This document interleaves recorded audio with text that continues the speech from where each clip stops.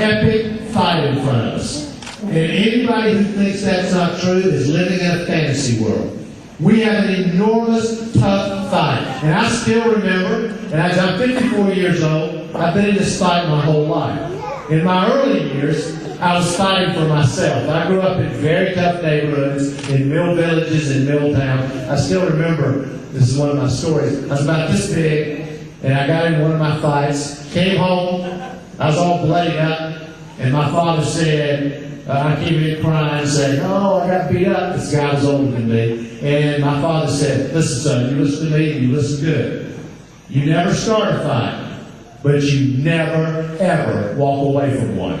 And what you do is you go out there tomorrow, and you kick that guy's butt. And the next day, you go back out there, and you kick the other guy's butt. If they're coming after you, you got to show some fight. You got to be tough. You got to have what it takes inside. Does anybody doubt that that's what we need in the next president of the United States?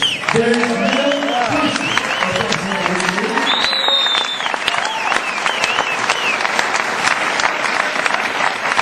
Because we have an epic fight in front of us. Not with politicians. People misunderstand sometimes what I'm saying. I could care less about fighting with politicians. I'm as sick of that as all of you are.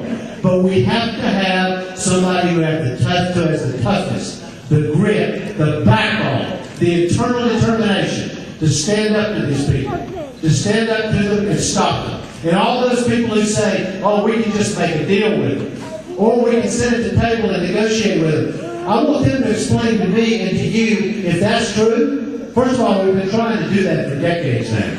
Why don't we have universal health care?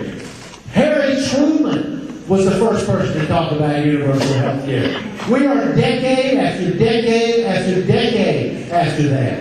We've been talking about doing something about global warming forever. We've been talking about a trade policy and a tax policy that favors the wealthy and the big corporations. What's changed? In 1993, we had a Democratic Congress, Democratic House, Democratic Senate, Democratic President. Look at what happened. We tried to get universal health care. What happened was, drug companies, insurance companies, or their lobbyists were against it, they killed it. Along came NAFTA. The big corporations, they were for NAFTA. And as a result, we got NAFTA, which cost us millions of jobs. So we got something we didn't need, and we did get something we desperately need. This is exactly what I need. If you're ExxonMobil, and you go into Washington to hire a lobbying firm, let me be clear about what you get. What you get is this. You get half the firm is Republicans. If the Republicans are in power, the Republicans take the lead. They're spreading all the corporate money around. They're pressing the same agenda. There is no difference. They're working for the same company, pushing the same thing. Does anybody believe that if we actually replace a crowd of corporate Republicans with corporate Democrats, that anything in America is going to change? It will never happen. It will not. And that's what this battle is about. And these people, these people that we're all talking about, oil companies, drug companies, insurance companies, the list goes on and on, big corporate farming operations, those people are driving family farmers out of business. Just as clear as a bell. Look at what's happening with the energy bill and the farm bill. Over and over, they keep getting their way. Millions of your taxpayer dollars are going to subsidize big corporations that are killing family farmers. This has got to stop. It's been going on too long. And I talked about how personal this is to me. It is personal to me. When I talk about trade policies, trade deals that only enrich big corporations, my father and my grandparents who worked in the mill my father worked in, the last one in my hometown, a little town in North Carolina, gone.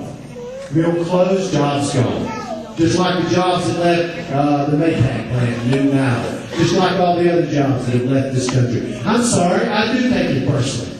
I don't think these big corporations, listen, NAFTA's not hard to understand. These trade deals are not rocket science. Of course they want them. Because what it means, they can pick up, go overseas, hire people to do their work for 10 cents or less on the dollar.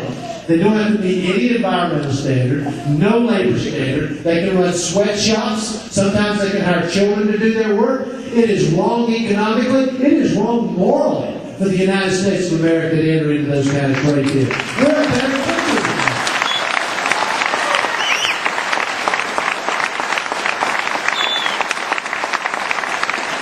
But I had this experience a few months ago where I met this guy. He was 51 years old, 3 years younger than me. His name was James Lowe. And James was born, we were sitting at picnic tables very early in the morning, and he told me a story. He was born with a cleft palate. And because he had a cleft palate, he couldn't talk. Completely fixable with a simple operation. But James had no health care coverage, so he couldn't pay for the operation. Finally, somebody fixed it for him. The problem is, they fixed it when he was 50 years old.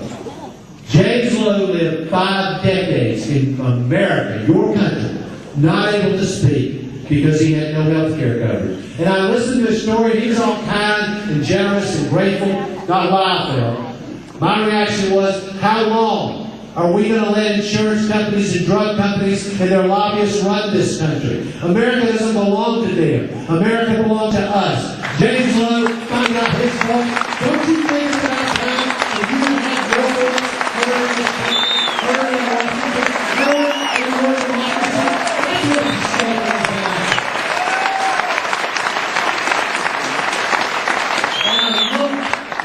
what's happening?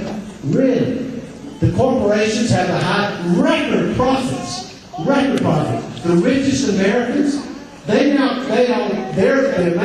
percentage of America's income that the richest 1% has is doubled in the last 30 years.